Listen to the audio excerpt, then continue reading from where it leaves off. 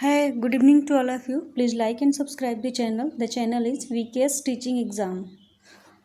आज TGT English का 9वां class है.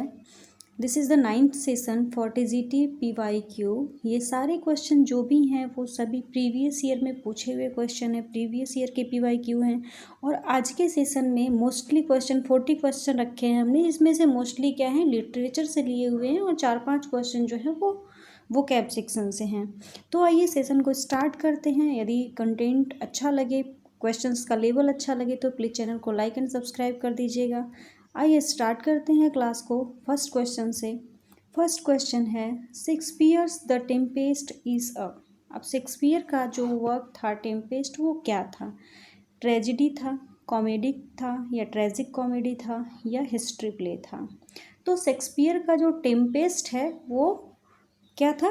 ट्रेजिक कॉमेडी था. यानी कि ऑप्शन नंबर कौन सा सही होगा? ऑप्शन नंबर सी होगा answer. Shakespeare Tempest was a not only comedy, ये क्या था? ट्रेजिक कॉमेडी था. ट्रेजिक कॉमेडी था. तो ऑप्शन नंबर सी जो है करेक्ट आंसर है for the question number 1. Next देखते हैं क्वेश्चन नंबर 2. क्वेश्चन नंबर 2 में है कि the main theme of Shakespearean sonnet is. Shakespeare के सोनेट्स जो थे उनकी मेन थीम क्या हुआ करती थी? क्या वो लव थी, हेट्रेड थी, इंट्रीग थी या एनवी थी? तो शेक्सपियर के टाइम के जो उनके सोनेट थे वो क्या किससे रिलेटेड थे? उसकी मेन थीम हुआ करती थी लव. क्या होती थी? लव. यानी इस क्वेश्चन के लिए ऑप्शन नंबर ए करेक्ट होगा. और शेक्सपियर ने कुल कितने सोनेट लिखे थे? 154, जिसमें से कुछ जो है वो डार्क लेडी पे लिखे हुए थे और कुछ थे WH पे. तो शेक्सपियर का, विलियम शेक्सपियर का जो मोस्टली सोनेट्स थे उनकी मेन थीम क्या हुआ करती थी? लव पैटर्न हुआ करती थी. नेक्स्ट देखते हैं क्वेश्चन नंबर 3. क्वेश्चन नंबर 3 है अ शेक्सपियरन सोनेट एंड्स विथ. अब शेक्सपियर के सोनेट का फॉर्मेट क्या था, वो कैसे लिखी जाती थी? तो उसमें शेक्सपियर के सोनेट में क्या होते थे? 3 क्वार्टरेन होते थे और एक जो है कपलेट होता था. कपलेट मतलब 2 लाइन्स और क्वार्टरेन मतलब 4 लाइन के 3 स्टैंजाज होते थे. यानी 4 3 12, कुल कितने लाइन्स होते थे? सोनेट में कुल 14 लाइन होते थे, जिसमें से 12 लाइन में को डिवाइड दिया गया था 4 लाइन के 3 स्टैंजाज और एक क्या होता था? 2 लाइन का एक कपलेट होता था. तो दिया है कि शेक्सपियरन सोनेट एंड्स विथ. तो जो कपलेट होता था वो क्या होता था? सोनेट के लास्ट का 2 लाइन होता था कपलेट. तो शेक्सपियर का सोनेट किस पैटर्न से एंड होता था? क्या वो क्वार्टेट था, ऑक्टेव था, कपलेट था या ट्रिपलेट था? तो ऑक्टेव और ट्रिपलेट तो शेक्सपियर के सोनेट का कोई पैटर्न ही नहीं था. क्वार्टरेट में लिखा जाता था तो 3 क्वार्टर होते थे और एक क्या होता था? लास्ट में कपलेट होता था. तो यहाँ पे आंसर क्या हो जाएगा? लास्ट उनके शेक्सपियर का एंड कैसे होता था सोनेट का? कपलेट से होता था. यानी कि 2 लाइन का एक कपलेट होता था. नेक्स्ट है question number 4. Hamlet by Shakespeare is set in which of the following countries. Hamlet जो है शेक्सपियर द्वारा जो लिखी हुई हेमलेट है वो किस कंट्री में सेट किया गया था? किस जगह को दर्शाया गया है इसमें? Albania, Denmark, Greece and Poland. तो कहाँ पे? तो this was set in Denmark. यानी option number B will be the correct answer. यहाँ पे क्या है? हेमलेट की स्टोरी है. हेमलेट का जो फादर रहता है किंग हेमलेट को उसका चाचा क्लॉडियस, उसके अंकल क्लॉडियस जो है वो पॉइजन पोर करके उनके कान में क्या करते हैं? उनकी डेथ करा देते हैं, उनको मार देते हैं और उसकी किंग हेमलेट की पत्नी से यानी यंग हेमलेट के माँ से शादी कर लेते हैं. और जिसको देख के कि ये बहुत ही परेशान रहता है हेमलेट और बाद में उसको घोस्ट के रूप में वो दिखाई देते हैं, फिर पता चलता है. तो ये स्टोरी है इसकी. और हेमलेट कहाँ पे सेट किया गया है, कहाँ से रिलेटेड है? तो डेनमार्क. नेक्स्ट है question number 5. What was the tragic flaw in the character of Macbeth. Macbeth के कैरेक्टर में ट्रेजिक फ्लॉ क्या था? क्या ओवर थिंकिंग था, इंसैनिटी था, इनएक्शन था या ओवर एम्बिशन? तो मैकबेथ की जो स्टोरी है उसमें ओवर थिंकिंग नहीं था, इंसैनिटी और इनएक्शन तो हो ही नहीं सकता। एक था ओवर थिंकिंग या ओवर एम्बिशन, तो वहाँ पे क्या रहता है, ओवर एम्बिशन की थीम दी गई है, यानी कि बहुत ज़्यादा वो क्या रहता है, महत्वाकांक्षा रहती है उसके अंदर, बहुत ज़्यादा वो बड़ा पद पाना चाहता है, किंग बनना चाहता है हमेशा के लिए। तो that's why Macbeth is related to क्या, इसमें क्या है, ओवर एम्बिशन को दर्शाया गया है। नेक्स्ट देखते हैं क्वेश्चन नंबर 6। क्वेश्चन नंबर 6 है the first folio of Shakespeare's work had a poem as preface by. अब दिया गया है शेक्सपियर के फर्स्ट फोलियो में प्रीफेस के रूप में एक पोएम दिया गया था, जो कि किसके द्वारा था, शेक्सपियर के द्वारा था। इनका फर्स्ट फोलियो कब आया था, 1623 में, सॉरी 1623।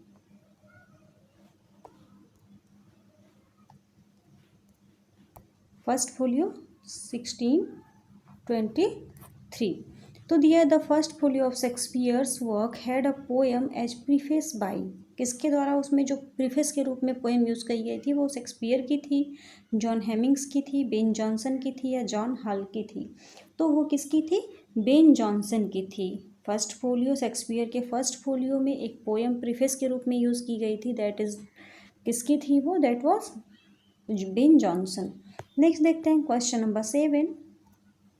क्वेश्चन नंबर 7 है which play of Shakespeare has a character named Banquo. Banquo नाम का कैरेक्टर जो है शेक्सपियर के किस प्ले में था? किंग लियर में था, रोमियो एंड जूलियट में था, हैमलेट में था या मैकबेथ में था? तो ये कैरेक्टर था मैकबेथ में, यानी कि option number D correct answer होगा। मैकबेथ में कौन था, बैंक्वो नाम का एक कैरेक्टर था। नेक्स्ट देखते हैं क्वेश्चन नंबर 8। यहाँ पे है William Shakespeare died on. William Shakespeare की डेथ कब हुई थी?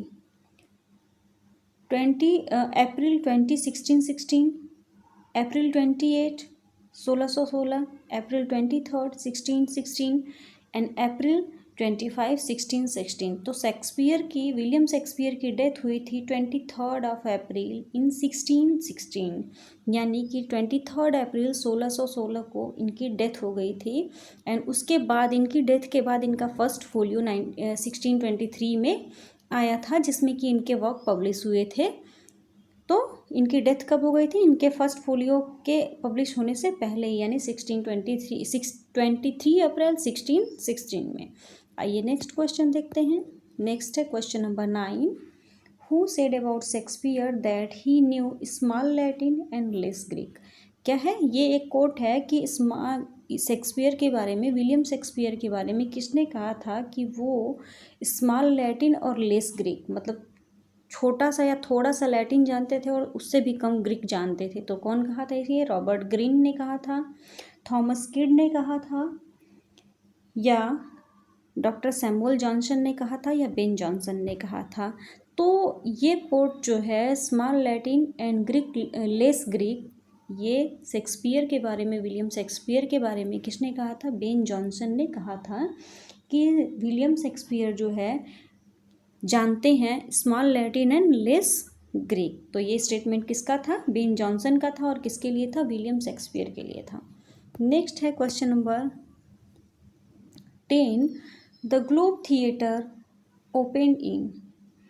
ग्लोब थिएटर जो है वो कब ओपन हुआ था, 1585 में, 1593 में, 1599 में या 1603 में? तो globe theatre was open in 1599, यानी कि इन द ईयर ऑफ 1599, 1599 में ग्लोब थिएटर ओपन हुआ था। और ये बर्न डाउन कब हो गया था, ग्लोब थिएटर बर्न डाउन हुआ था 1613 में। 1613 में ग्लोब थिएटर बर्न डाउन हो गया था, जिसकी वजह से थिएटर बंद हो गया था। और ये ओपन कब हुआ था, स्टार्टिंग में 1599 में, जो कि शेक्सपियर और उनके ग्रुप के द्वारा ये ओपन किया गया था। नेक्स्ट देखते हैं क्वेश्चन नंबर 11 है Wordsworth published lyrical ballads in collaboration with. Lyrical ballad जो इनका वर्क था विलियम वर्ड्सवर्थ का, वो किसके साथ मिलके इन्होंने पब्लिश किया था, किसके साथ मिलके बनाया था, इस पे काम किया था? तो विलियम वर्ड्सवर्थ के साथ बहुत सारे वर्क कौन किसने किया था? लॉर्ड बायरन ने किया था, सेंट एस टी कॉलरीज ने किया था, जॉन किट्स ने किया था, या पी शेले ने किया था? तो इनके समकालीन थे विलियम वर्ड्सवर्थ के एस टी कॉलरीज। इनके साथ जो काम किए थे किसके लिए लिरिकल बैलाड्स में, वो कौन किया था? एस टी कॉलरीज ने। That's why option number B will be the correct answer for question number 11। Wordsworth published lyrical ballads in collaboration with किसके? William S T Coleridge. Next देखते हैं क्वेश्चन नंबर 12 है, little we see in nature that is ours is a line from. ये statement या ये line किस poem से उनकी ली गई है? Little we see in nature that is ours. क्या ये टिंटन एवे से है, मॉरलिटी ओड से है, डैफोडिल से है, या world is too much with us? तो little we see in nature that is ours is this line is taken from the poem the world is too much with us. यानी कि ये line question के लिए option number D correct होगा। ये the world is too much with us से लिया हुआ ये लाइन है, little we see in nature that is ours. Question number 12 का option number D correct answer होगा। नेक्स्ट है question number 13, the prelude consists of. अब प्रिल्यूड में कुल कितनी बुक्स थी? 10 थी, 12 थी, 14 थी, या 16 थी? तो प्रिल्यूड में कुल 14 बुक्स थी। कितनी थी? 14। The prelude consist of 14 books, यानी कि 14 बुक्स का कलेक्शन था प्रिल्यूड। एंड किसके द्वारा ये लिखा गया था? विलियम वर्ड्सवर्थ के द्वारा लिखा गया था। दैट्स वाई क्वेश्चन नंबर 13 का आंसर क्या हो जाएगा? ऑप्शन नंबर सी, 14 बुक्स का कलेक्शन था प्रिल्यूड। नेक्स्ट है, Who among the following said the child is the father of the man? PB Shelley ने कहा था, टेनिसन ने कहा था, जॉन किट्स ने कहा था, या विलियम वर्ड्सवर्थ ने कहा था? तो ये किसने कहा था? विलियम वर्ड्सवर्थ का स्टेटमेंट था कि child is the father of man. किसने कहा था? विलियम वर्ड्सवर्थ ने कहा था child is the father of man. Next देखते हैं,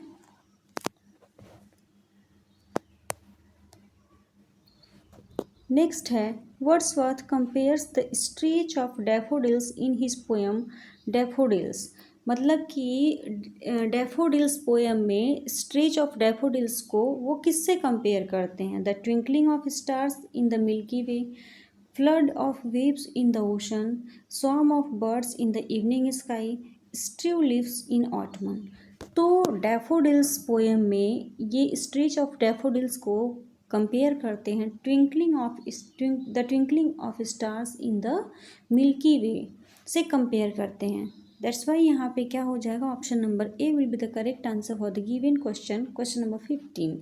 नेक्स्ट है question number 16, Wordsworth and Coleridge published lyrical ballads. Lyrical ballad Wordsworth और कॉलरीज ने मिलके कब पब्लिश किया था? 1788 में, 1798 में, एंड 1805 में, या 1819 में? तो वर्ड्सवर्थ द्वारा क्या था? लिरिकल बैलाड कब पब्लिश किया गया था? ये पब्लिश किया गया था 1798 में। 1798 में वर्ड्सवर्थ और कॉलरीज ने मिल के लिरिकल बैलाड लिखी थी, जो कि पब्लिश हुआ था 1798 में। कहा ऑप्शन आंसर क्या हो जाएगा? आंसर हो जाएगा ऑप्शन नंबर बी। नेक्स्ट देखते हैं question number 17, in which year the prelude was published. Prelude किस सन में पब्लिश किया गया था? लिरिकल बैलाड 1798 में था। लिरिकल बैलाड कब पब्लिश हुआ था? 1798 में। जबकि प्रिल्यूड कब पब्लिश किया गया था? 1805, 1850, 1855 एंड 1835। तो प्रिल्यूड जो है पब्लिश हुआ था कब? 1850 में, 1850 ईस्वी में द प्रिल्यूड नाम का वर्क रिटन बाय क्या? William Wordsworth and published in 1850। Next question number 18 है, Wordsworth poem mostly deal with, William Wordsworth के जो पोएम थे वो मोस्टली किससे रिलेटेड थे या किस टाइप की लाइफ स्टाइल से रिलेटेड थे, किन लोगों से, कैसा उनका थीम हुआ करता था, क्या वो पॉलिटिक्स से रिलेटेड थे, सिटी लाइफ से रिलेटेड थे, या हम्बल एंड रस्टिक लाइफ से, या रिवॉल्यूशन से।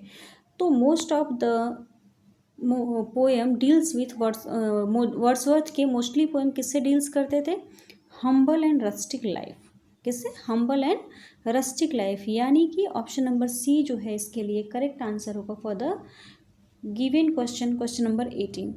नेक्स्ट देखते हैं क्वेश्चन नंबर 19 है, who wrote that autobiographical poem the prelude. The prelude किसके द्वारा लिखा गया था, विलियम शेक्सपियर द्वारा, नहीं, तो क्योंकि प्रिल्यूड जो है विलियम शेक्सपियर का वर्क नहीं है, आर्नल्ड नहीं है और टेनिसन नहीं है, किसके द्वारा लिखा गया था, प्रिल्यूड लिखा गया था विलियम वर्ड्सवर्थ द्वारा। नेक्स्ट देखते हैं क्वेश्चन नंबर 20,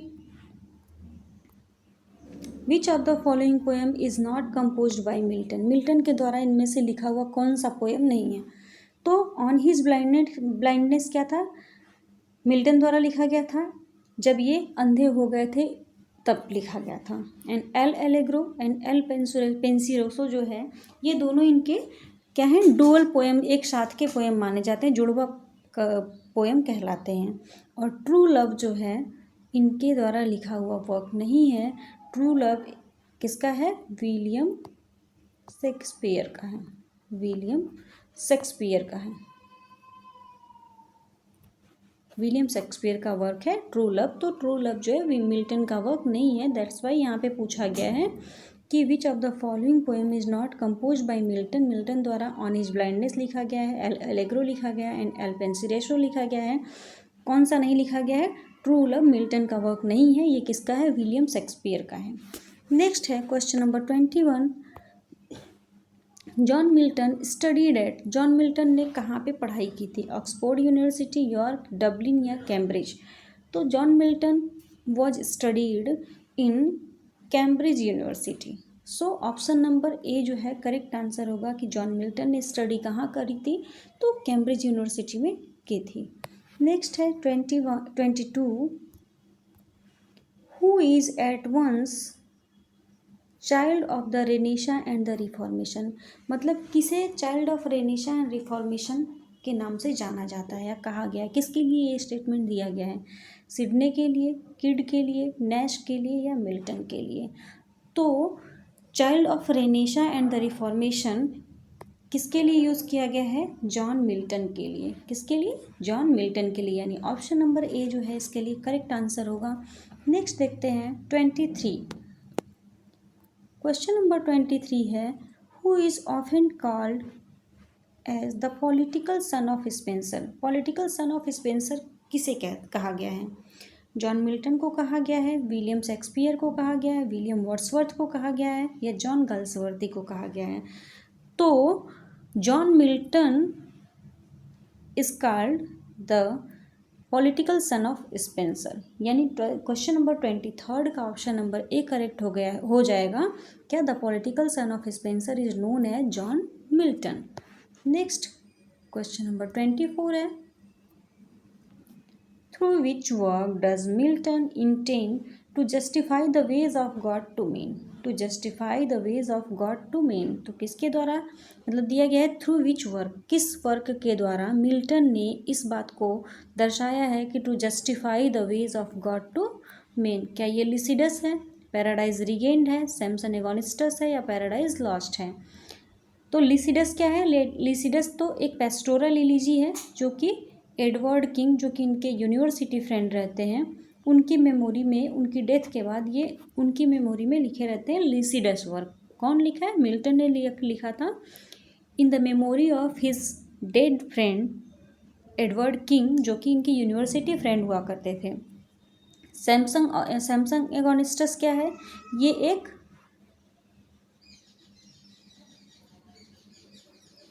छोटा सा स्टोरी है जो कि जिसमें उसको दर्शाया गया, यहाँ पे वेज ऑफ गॉड कोई नहीं है।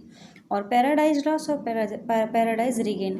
पैराडाइज रिगेन जो है पैराडाइज के बाद लिखा गया, पैराडाइज लॉस्ट के बाद लिखा गया है। सो यहाँ पे क्या हो जाएगा, option number D correct answer होगा कि to justify the ways of God to mean, ये किस प्ले में है, किस प्ले में ये थीम को दर्शाया गया है, तो ये है ऑप्शन नंबर डी यानी पैराडाइज लॉस्ट में कहा गया, ऐसा दर्शाया गया है।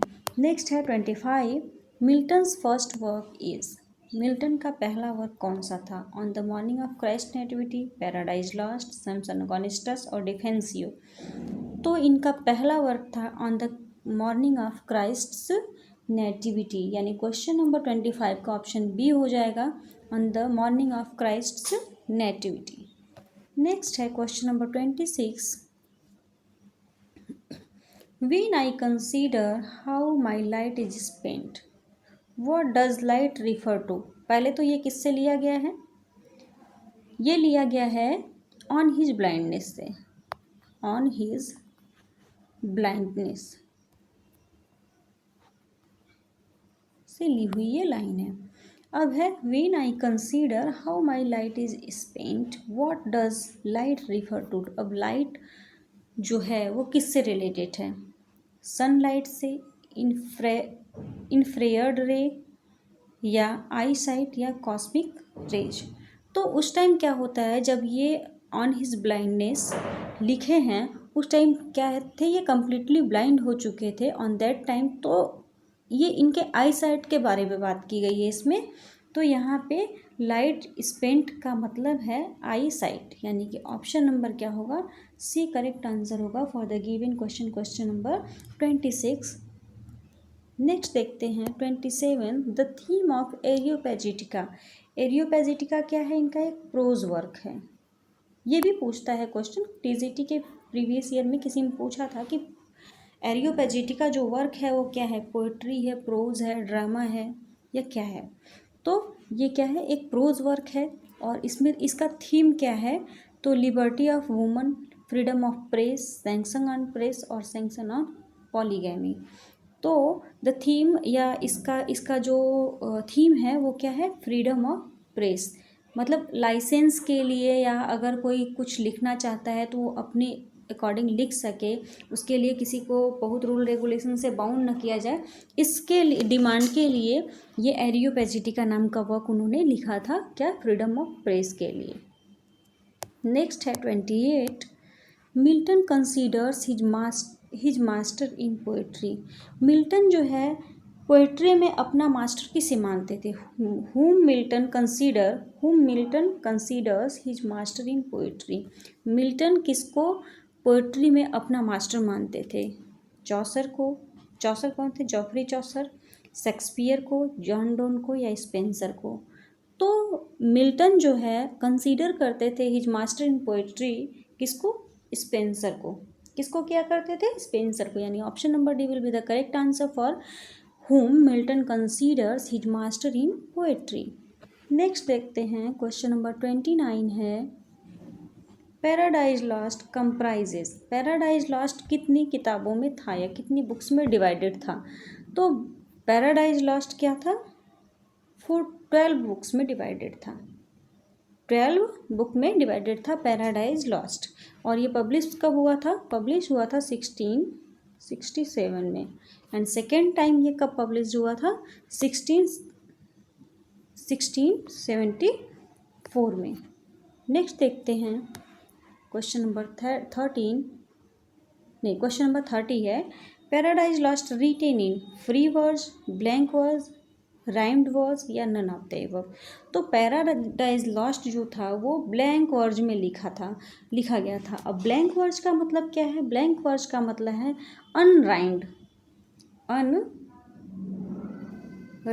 मतलब उसकी राइमिंग स्कीम नहीं होगी, जैसे कि पार्क डार्क, लास्ट में, लाइन के लास्ट में जो उसका राइम हो वो मैच करता हो, मिलता जुलता हो, ऐसा नहीं था, वो अनराइम्ड था। लेकिन क्या था, आयम्बिक पेंटामीटर में लिखा हुआ था, मतलब मीटर तो था, एम्बिक पेंटामीटर था, पैराडाइज लॉस्ट एम्बिक पेंटामीटर में लिखा हुआ था, लेकिन क्या था, वो अनराइम्ड था, उसमें राइमिंग स्कीम नहीं थी। दैट्स वाई, यानी कि ब्लैंक वर्ड्स का मतलब क्या होता है, लाइनिंग अनराइम्ड होगी और एम्बिक पेंटामीटर में होगी। और फ्री वर्ड्स का मतलब क्या होता है कि न तो वो राइम्ड होगा यानी अनराइम्ड भी होगा और पेंटामीटर का भी यूज़ नहीं किया होगा, एम्बिक मीटर का भी यूज़ नहीं किया जाता है उसमें, that is known as free words.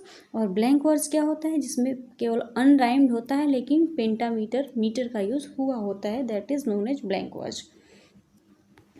अगला देखते क्वेश्चन नंबर 31 है, which is Galsworthy's first play. Galsworthy का पहला प्ले कौन सा था? लॉयल्टीज था, जस्टिस था, सिल्वर बॉक्स था या जोसेलिन था?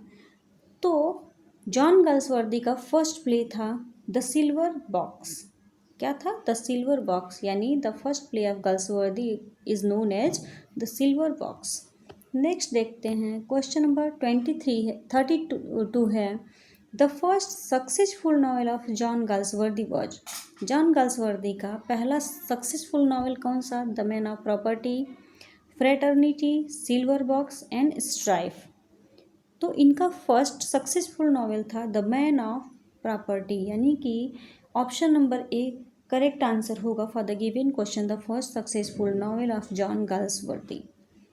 नेक्स्ट देखते हैं क्वेश्चन नंबर 33 है, when was John Galsworthy awarded Nobel prize for literature. मतलब जॉन गाल्सवर्दी को नोबल प्राइज़ मिला था और वो कब मिला था, कब उन्हें अवार्डेड किया गया था? तो that was awarded in 1932, 1933, 1932, 1930, 1929।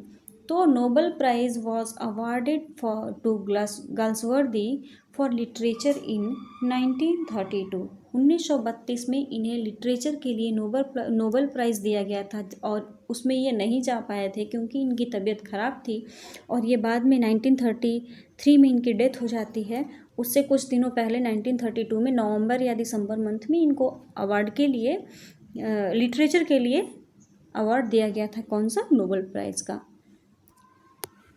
Next है, what is the main theme of most of Galsworthy's play. अब गाल्सवर्दी जो थे उनके अधिकांशतः प्ले के थीम क्या हुआ करती थी, किससे रिलेटेड थी? Family history, fraternity, social problem of his time या रोमांस। तो गाल्सवर्दी क्या थे? सोशल पे लिखते थे, social problem of his time. उनके समकालीन या उनके समय में जो इतनी भी समाज में समस्याएं हुआ करती थी वो उस पे लिखते थे। जबकि विलियम वर्ड्सवर्थ किस पे लिखते थे? वो उनकी मोस्टली पोएम किससे रिलेटेड थी? सोशल क्या बोलते हैं, नेचर से रिलेटेड थी। इनकी रिलेटेड थी गाल्सवर्दी की सोशल प्रॉब्लम से एंड सोशल जस्टिस से। सो नेक्स्ट देखते हैं क्वेश्चन नंबर 35 है, complete the sense. Justice shows problem of. Justice जो उनका वर्क है, प्ले है, वो किससे संबंधित है? क्या वो ब्रिटिश सोसाइटी को दर्शाया गया है, इंग्लिश लीगल सिस्टम को दिखाया गया उसमें, अमेरिकन लीगल सिस्टम को या स्कॉटिश सोसाइटी को? तो जस्टिस प्ले जो है बाय किसके द्वारा? जॉन गाल्सवर्दी द्वारा। उसमें इंग्लिश लीगल सिस्टम को दर्शाया गया है, उसमें इंग्लिश लीगल सिस्टम की थीम पे वो पूरा जस्टिस प्ले लिखा हुआ है। नेक्स्ट है क्वेश्चन नंबर 36